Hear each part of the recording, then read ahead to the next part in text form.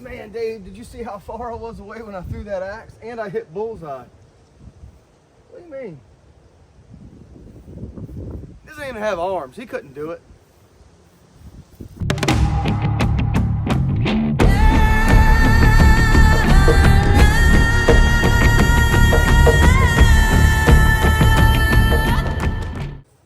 Welcome back to the channel, guys. It's Wes, Dave. We are Midgard Axe. How's everybody doing? Hope you guys have had a great week. It's currently Sunday and the weather has changed. I love it. Fall's here. Nice cool days. Me and Dave can get out here. Don't have to sweat our tails off to do axe videos, which is going to be nice. Unfortunately, fall seems to be very short around here, and then it just gets real cold. So I'm going to try to get out here and enjoy this weather while I can. All right, so getting into the video today, got a split axe. Next door neighbor Jeremy came over and asked me if I could fix it for him. He subscribed to the channel. What's up, Jeremy? So what we're gonna do here is that we're going to completely redo this axe. The handle is all kinds of wonky. Guys, I don't know if you can see that or not, but look at the knob. It's kind of drifted this way, okay? And then if you look at that, guys, it's literally the whole handle is literally curved this way. So if I'm holding it in my hand, look at that. It's like curved this way. So we're just gonna do away with this handle. It's got a crack in it up in here. The head is literally loose, okay? So we're just gonna get rid of the handle. I have a really cool handle that I'm gonna use, and we're gonna fit that on this head here, and I'm gonna do some modifications to the bit here. This thing has got, I don't know if you guys can see this or not. Let me go around to this side so I can make sure that the camera focuses on this. Guys, look at that bit. Good gracious. Look at that thing. Whew. That thing is nasty. It is nasty. Let me try to flip this thing around here for you so you can see it. Look at that. Look at the top of this bit, guys, right in here. Whew, man, that's nasty. It's got rollover, gouges, everything else.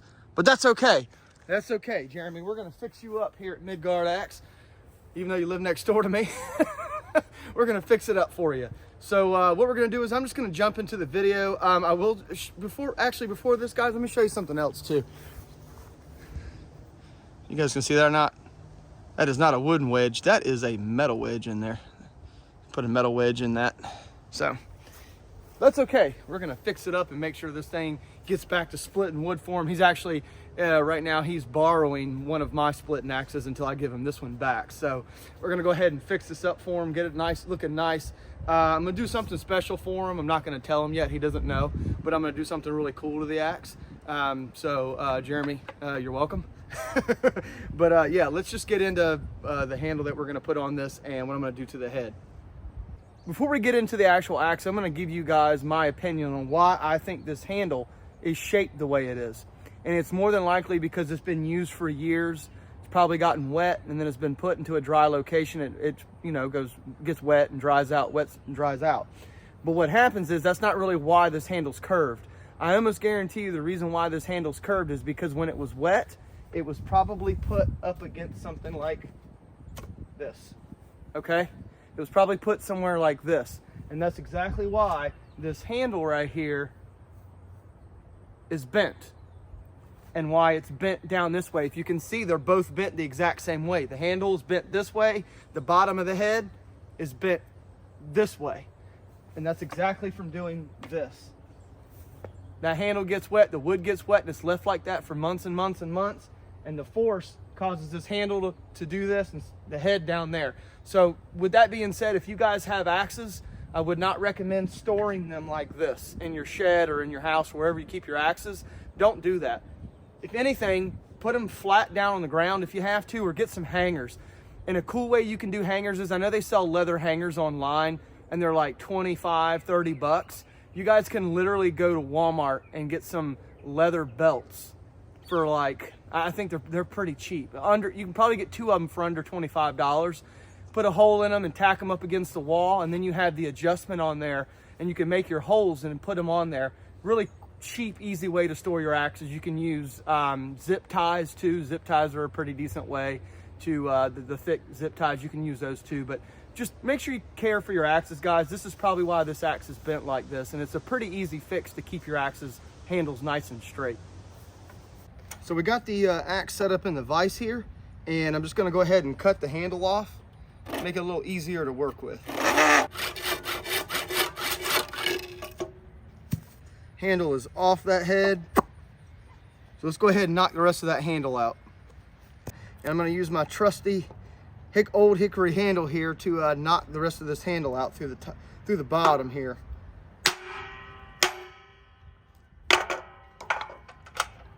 Might have to adjust. Nope, came out. Was it one hit, 2 hits? Pretty easy. Came right on out. Let me show you guys something which I found interesting. Okay, so if you guys see this kerf that was cut inside of here, and they used this metal step wedge here to go in here to spread this out. Okay, one thing I noticed that could have caused a problem is that this step wedge is not even anywhere near going all the way down to the kerf. So you have all this extra space. Did that cause it to come loose? I don't know. But I will tell you this, it didn't help. It didn't help. Anytime you guys are using a wedge, you cut your kerf and you're using a wedge, you want to get that thing all the way down to the bottom of the kerf if possible, okay? It'll spread it. Instead of just spreading it here up, it'll spread it down here as well, so you'll get the entire eye spread out, okay? So you want to try to get your wedge all the way down to the bottom of the kerf when you put your wedge in. And as you can see here, when we go to look inside this eye, we do have some rust. And like I always tell you guys, I want to get that rust out. I don't like seating axe heads with rust in them. It's just a problem waiting to surface at some point in time. Maybe 5 years, 10 years, or it could be 2 years, you never know. But I'm gonna get all this rust out. You can really see it down in here. I need to get all this rust out in here before we put an axe head or an axe handle on there. We're gonna shoot this thing with some WD-40, lube it up on the inside here. I don't have to put a crazy amount in there, just kind of get surface wet.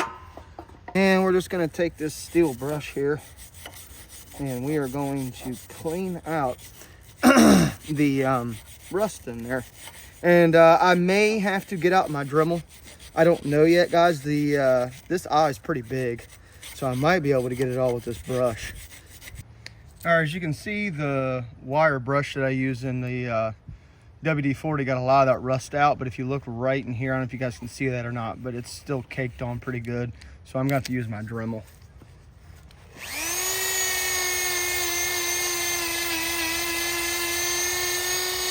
Okay, now what we're going to do is we're going to flip it over and get to this top section here. Actually, I want it angled a little bit. There we go.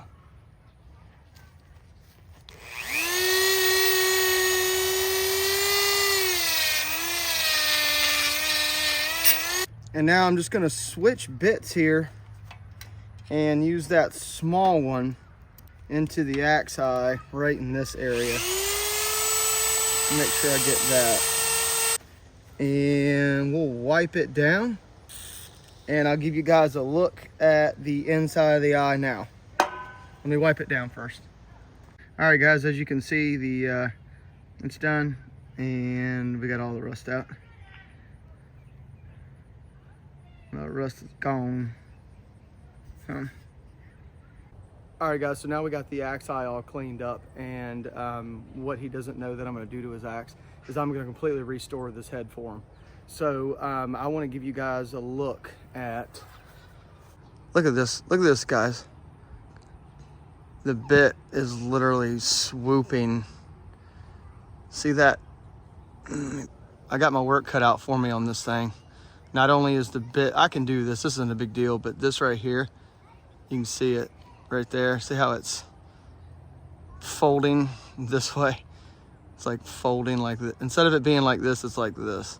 So we're going to have to completely shave this down and get it back in line. So I'm going to do that for him though. Okay, so we're working with a bit that is curled towards me, okay? So it comes up and then it curls towards me. So I'm going to have to take my file here and knock this bit back down into shape, okay? So let me get on that, and basically what I'm going to do is I'm just going to hit it here, try to get all this back down to push it back into line.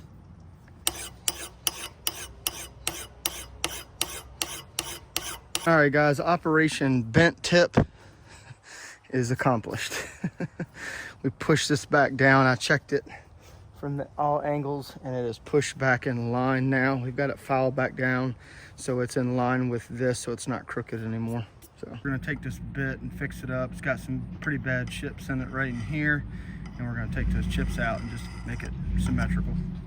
I told you guys before, I'd use an old file that you don't care about when you're doing this, so you don't tear your good files up.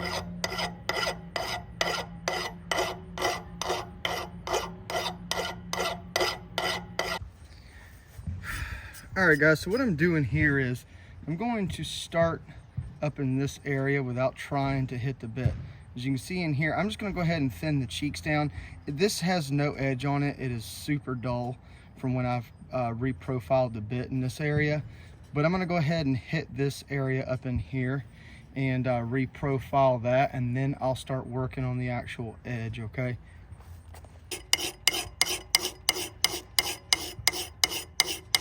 All right, so I've got both sides done. I got the cheeks knocked down where I like them. So now what I'm gonna do, I was using my rough file. It's got a tiny bit of an edge on it, but I mean, it's not gonna, it's not gonna cut me or anything. But yeah, it's pretty dull still. So what I'm gonna do now is I'm gonna take my finer file here and go back over and just kind of reprofile this just a hair and go ahead and start giving myself an edge. I'll start on this top section here, and then I'll go to the middle, and then I'll work my bit a little bit, okay? So I'll show you guys how I do that.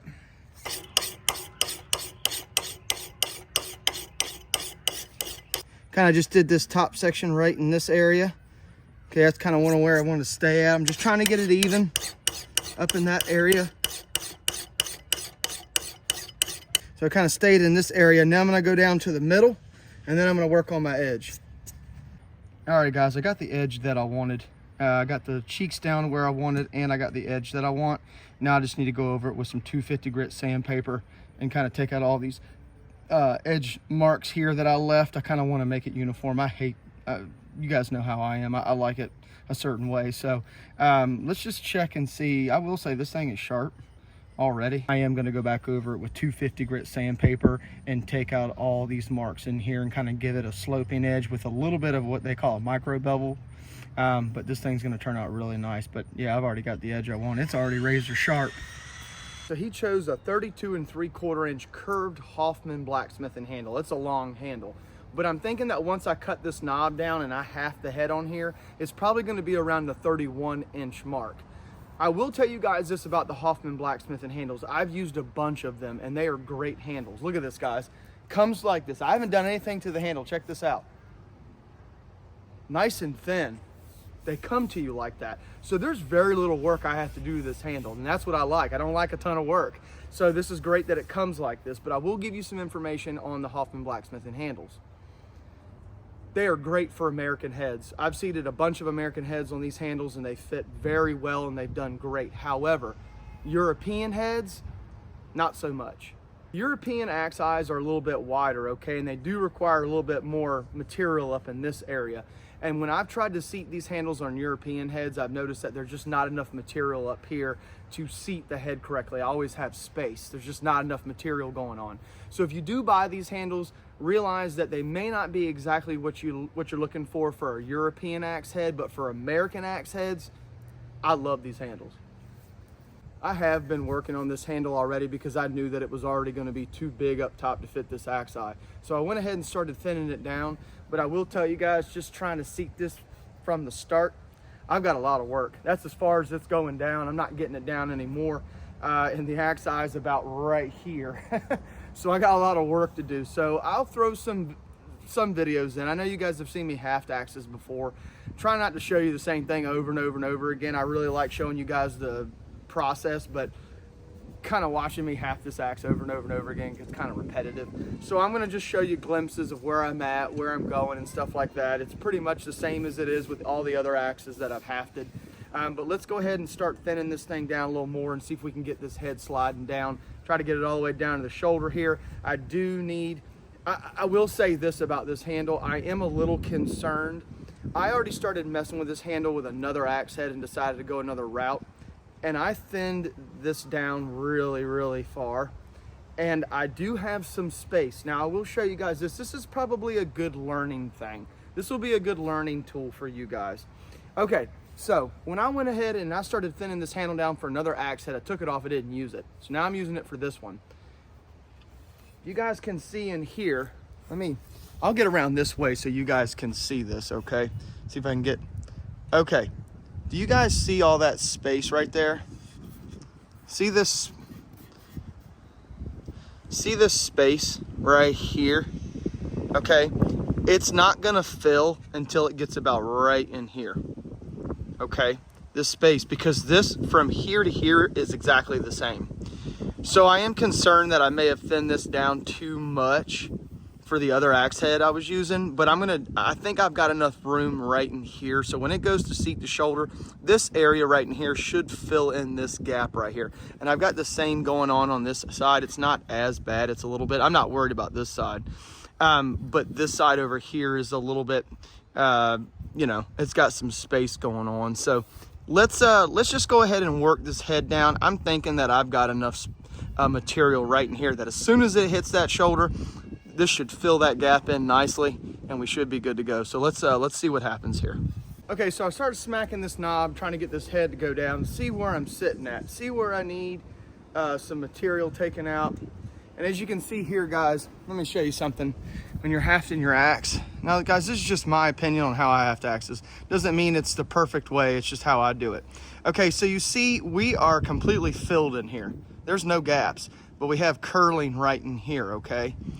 So we're probably gonna have to take this material down right in this area, as wide as this, probably all the way down to here. And as you can see right here, we have curling going on in the back. See that curling? Come on, camera.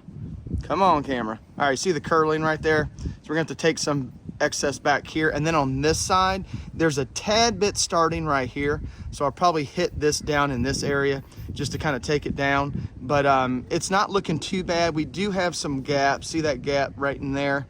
There's a gap there, not so much on this side, but there is some gap right in here. So I don't need to be messing with this. I don't need to be messing with this area right in here where that gap's at. I start taking material right in here all the way down. When I get down here, I'm not gonna have any material to fill that hole in. So I need to leave this alone and let it slide down and just take care of where it's curling at for right now, okay?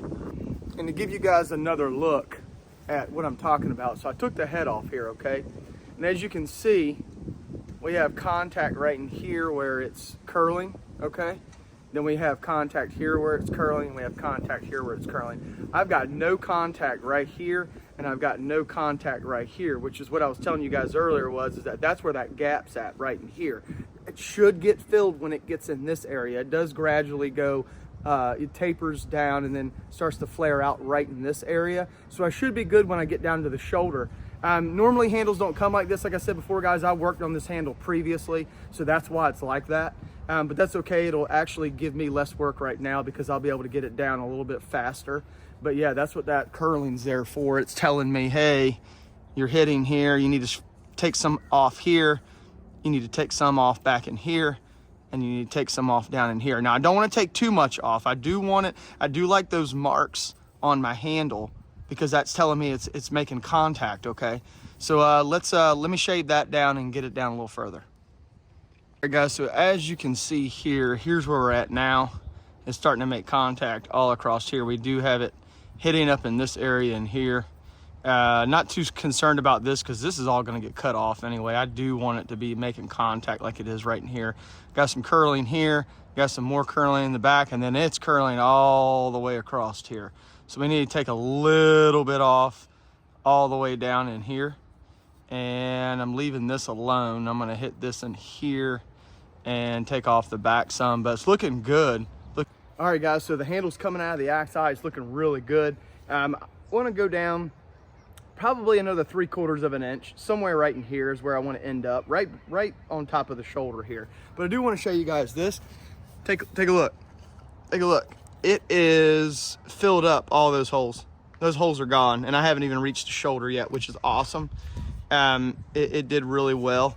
We got good coverage on it. It's contacting the handles on the whole entire head as it goes down, which is exactly what I want. It's gonna be a really good seat. I can't wait to bring this down just a little bit more, probably another 3/4 of an inch, and I'll come back. All right, guys, so I took the axe head off. Remember I was showing you before where I only had certain places that were curling?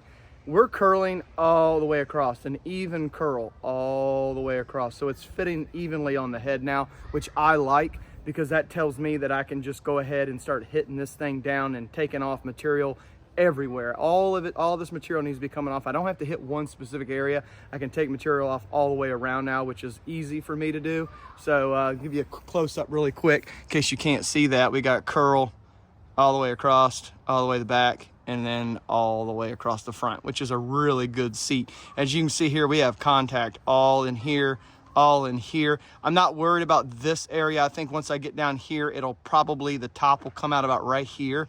So if I can get the top to come out about right here, I should have contact all the way down with the head on the handle, all the way down here. All the way, it's hitting here, it's starting to hit here and a little bit right in here, but when I go down, this whole axe eye should be contacting the handle when I get down, which is exactly what I want for a really good fit. So let's shave off a little more and I'll come back.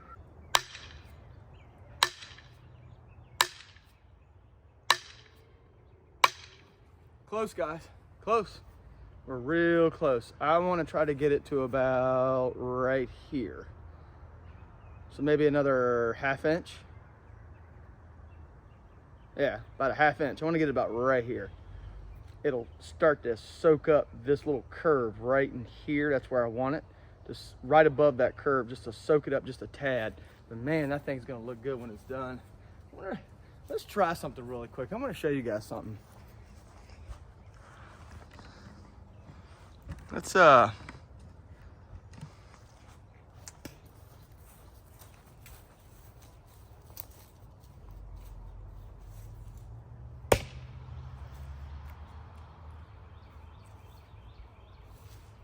not even coming loose.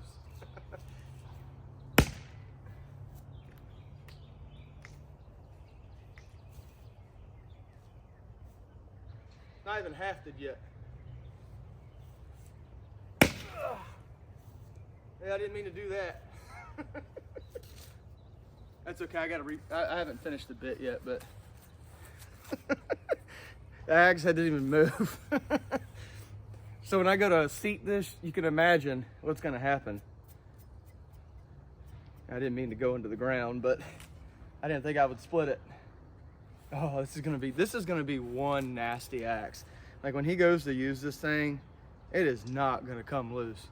That's crazy. I always like doing that, guys. Sometimes, I haven't shown you guys yet, sometimes what I'll do with my throwing axes is when I go to seat them, I'll half them, and then sometimes I'll throw them before I even cut my kerf, just to see how it's sitting on the handle. And that'll give me a rough estimate as to what I'm working with before I start cutting my kerf and putting my wedge in. It'll give me an idea of what I'm working with. So pretty cool, pretty cool.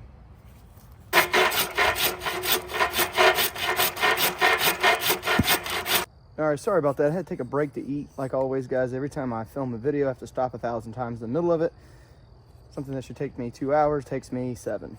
Okay, so I got the kerf cut here, and I found, I forgot I had these. I got these from Hafting Blacksmithing too. They're walnut wedges. These things are gorgeous, guys.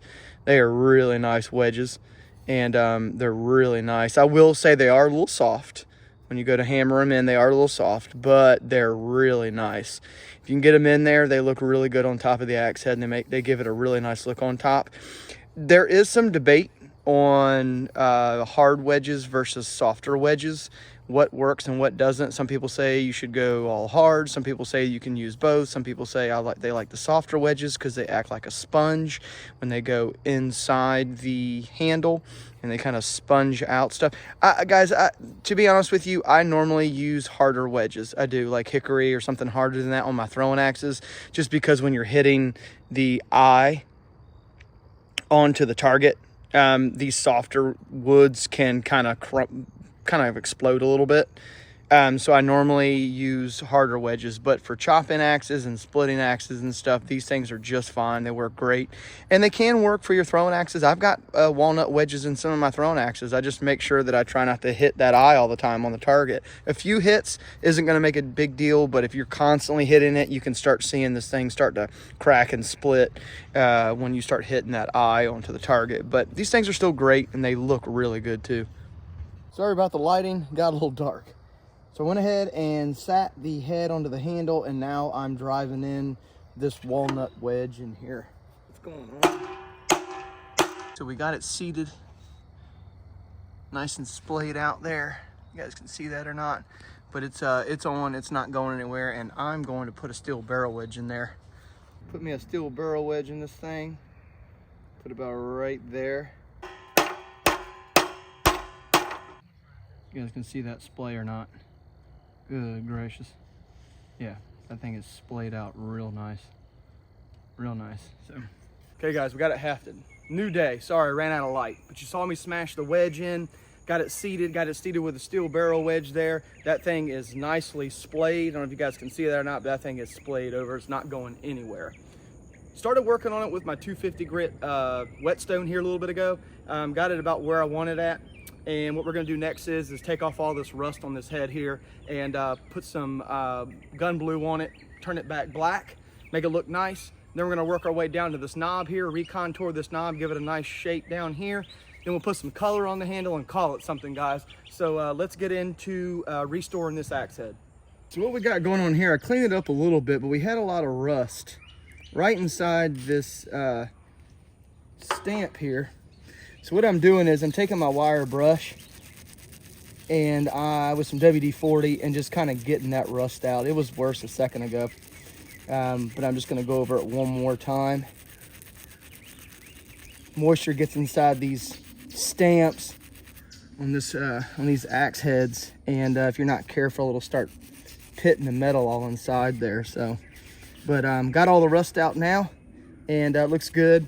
And for the most part, guys, we don't have any, this slag on this isn't really deep at all, so I should be able to use just a flat sandpaper disc on my DA sander. I'll probably go 600 again, and 600 grit this top section here.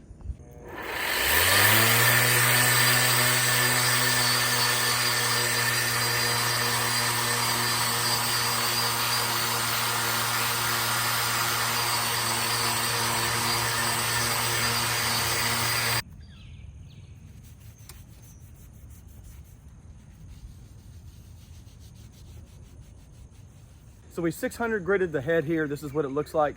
Last video I showed you guys how to get a mirror polish, working my way from 220 grit all the way up to 7,000 grit, hitting each sandpaper as I go. In this video, I'm gonna show you guys how to get almost the same result with a lot less sandpaper, okay? Starting with 220 and then working my way up 320, 400, 800, 1500, and then 2000 grit. Then I'm gonna hit it on the buffing wheel. I'm gonna show you guys the difference where you can get almost the same polish with only using a few pieces of sandpaper. Here's what we're looking like after 220 grit. All right, we got 320 grit here. As you can see, we're already starting to get a reflection. A little bit of a reflection in there. Something I want to say that I did not say in my last polishing video, which was, it's a good question. Do I use the same piece of sandpaper for both sides? And the answer is yes and no.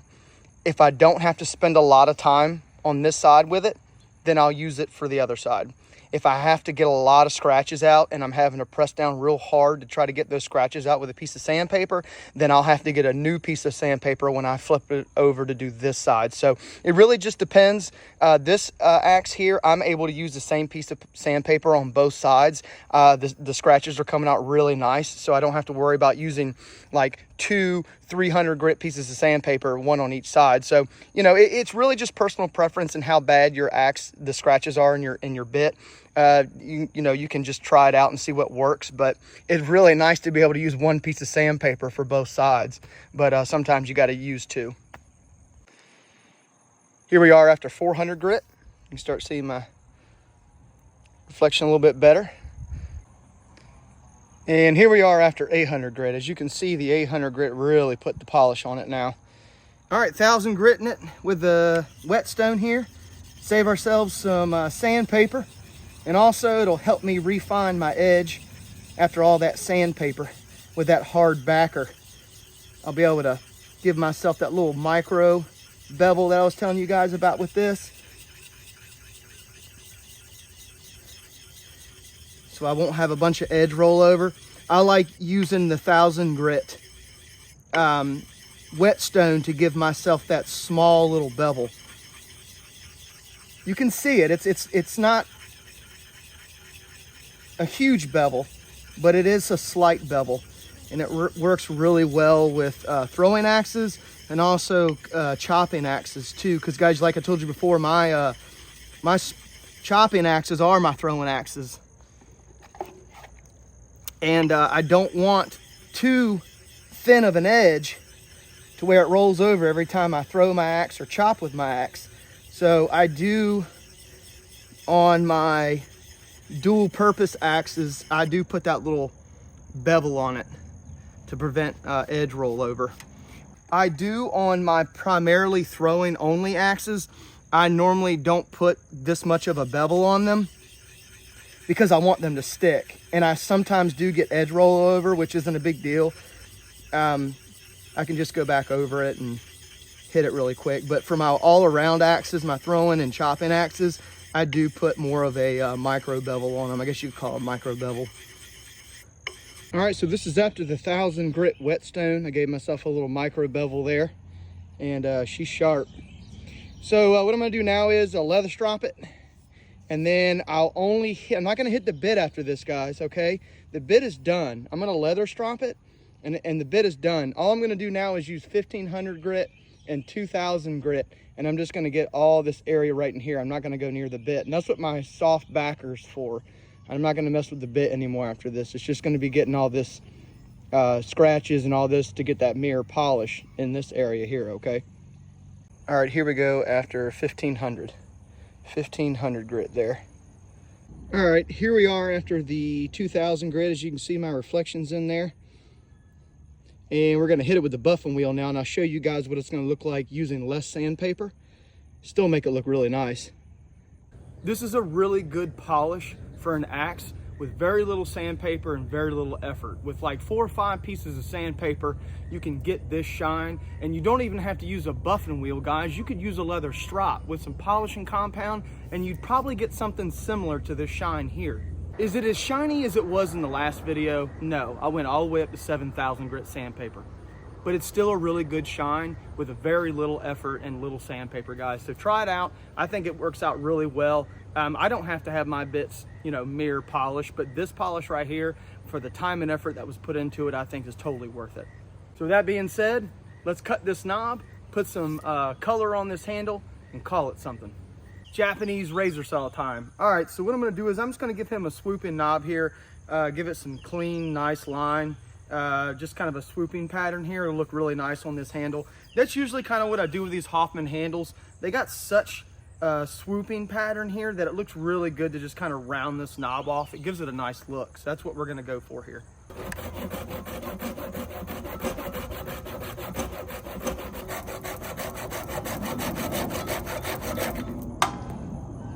All right, guys, so I hit it with my DA sander a little bit, and I'm just gonna go back with my Japanese Shinto and kind of round some stuff out here.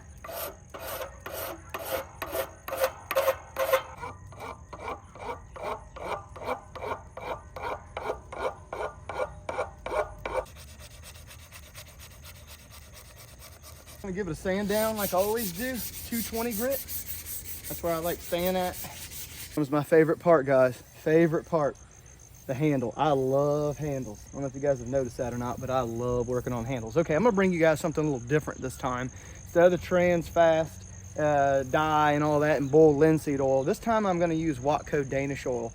Now, there are some things online about you can't use it, it seals the wood, so you can't put bull linseed oil over top of it. Some people say you can, some people say you can't. I've put it on throwing axes and I've never had a problem with it. The only problem I've ever had with this Danish oil is getting this stupid top off after I'm done and I tighten it. I gotta use pliers to like take it off. Anyway, with this stuff here, you're supposed to flood the surface and keep it wet for about 10 or 15 minutes, wipe it off, let it dry, and then come back again and do the same thing again for 5 to 10 minutes. I don't really see what the point is. I think you guys can do whatever you want at this point. That's what I do. Depending on how the finish looks, I'm sure somebody's gonna say I'm doing it wrong, whatever. I don't care. This is how I do stuff, guys. You can either do it or not do it, but it works for me, and I'm always gonna show you guys stuff that works for me and show you things that don't work and tell you that they don't work. So this stuff works fine. Let's go ahead and coat this handle. It's a dark walnut finish is what we're gonna get out of this. Now, I will say with this Danish oil, guys, it does not take like the dye, okay? It's not gonna soak in really hardcore and make this thing really dark. It's gonna give it the same kind of look as the trans tint and the bull linseed oil mixed together. So let's just go ahead and put it on there and I'll show you what it looks like. It says on here you're supposed to use a brush to flood it, but guys, I don't have a brush. I ran out of brushes, but I did get gloves. I've got one or the other. It's how it works around here. I got one or I don't have the other. So we're just gonna put some on here and give you an idea of what it looks like when it goes on, okay? And like I said before, it's not a huge, like really dark finish. It really isn't, okay? It's more just a natural look that brings out some of the grain. It gives it like a boiled linseed oil look almost, but still a nice finish. I really like it. I think a lot of guys like their handles this color, and that's what a lot of people go with.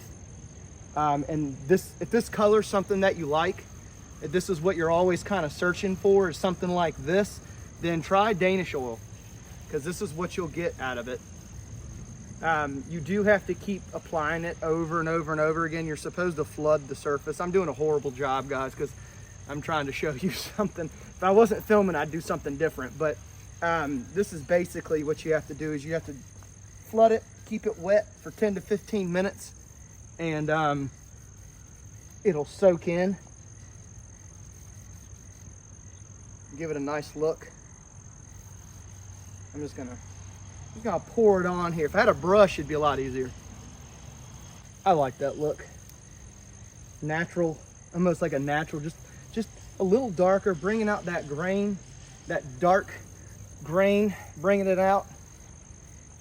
Made it look really nice. Let's see if I can ruin my clothes. Wife gets pissed because I wear all my good clothes out here.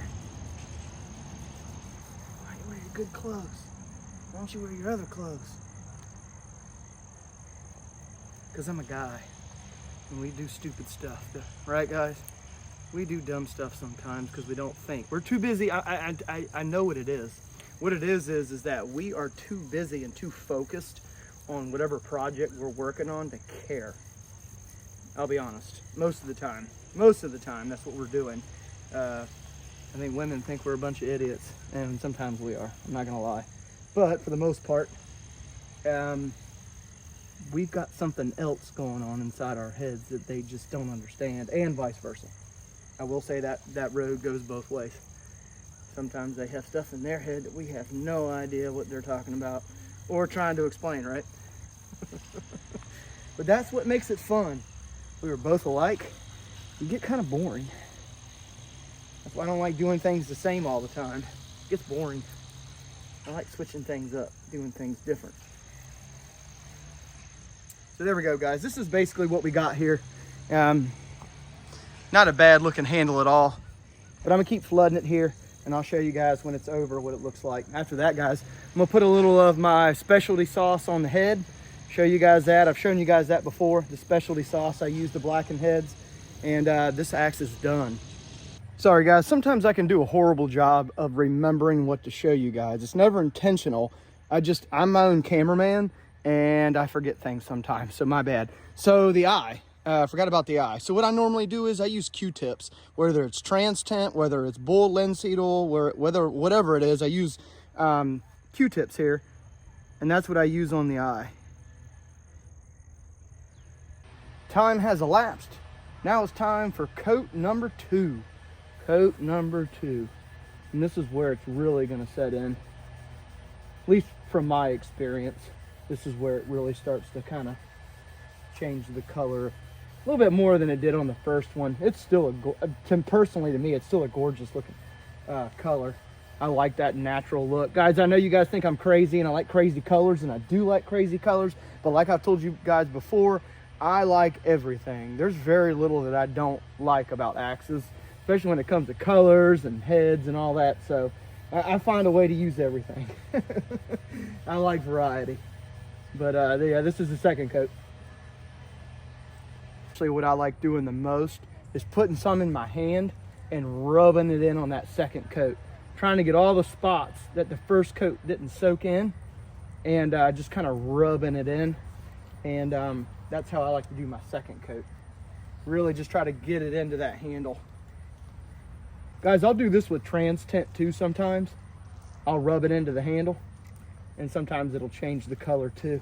You guys can do all kinds of different things. Try different things, add heat.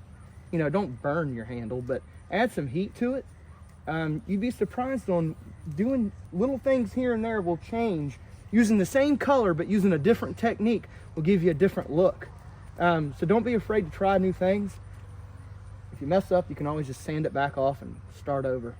It's not the end of the world. That's how you learn, guys. At least that's how I learn. I learned from screwing up. Yep. Learn from screwing things up and then magically finding out things. So don't be afraid. Try new stuff. All right, time to take the second coat off.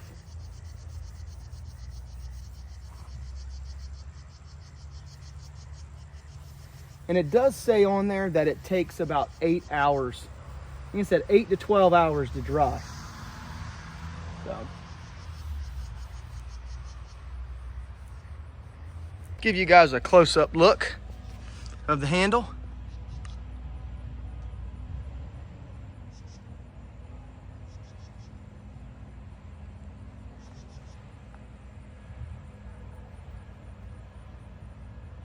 I like that. All right, so now what we're gonna do is we're gonna put a little of my concoction that I made, which is black oxide powder and bull linseed oil.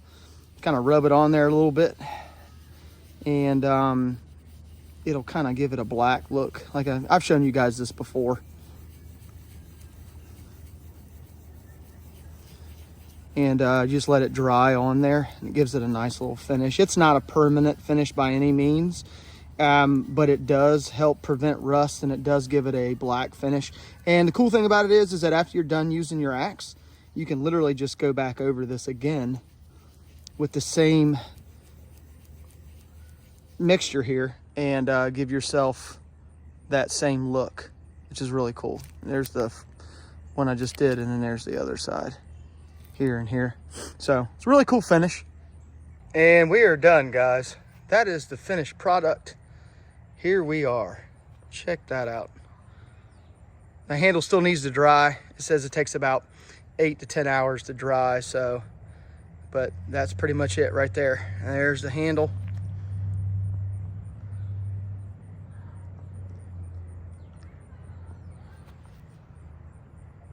And there's the head. Looking good, looking good. I think he'll be happy with that. And it's finished.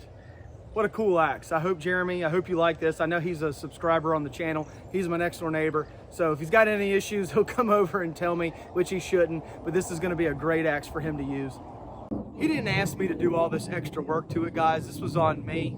I wanted to make sure he had a really good axe. He said his dad gave him this axe. So I wanted to make sure that he had something to replace it that was gonna remind him of his dad and also be really cool and something that he could use that was functional, but yet it looked really good. I hope his pops approves of this. I'll probably see him outside using it a lot, so that'll be cool. But thanks for sticking around and watching. Thanks for hanging out with me and Dave for another Hafting video. I've done a bunch of Hafting videos lately, guys. I'll probably go back to doing a lot more reviews. I've got a bunch of axes that need to be reviewed. I've had a lot of Hafting going on, but I wanted to kind of put that on the playlist in case anybody wanted to come in and watch and see how I hafted axes. But here we go, guys. This is gonna be a great axe, and maybe I'll put a video in later of Jeremy doing some splitting or doing some chopping, whatever he decides to do with this axe. It's kind of got a splitting profile, so he'll probably use it as a splitter. But yeah, this was a great axe. I had a really good time making it, and that Danish oil looks really good on the handle. So thanks for all your support. Thanks for hanging out with me and Dave. But until next time, guys, see ya. It's the Coast Guard. Maybe they'll come down here and throw some axes on me. Come on down, guys.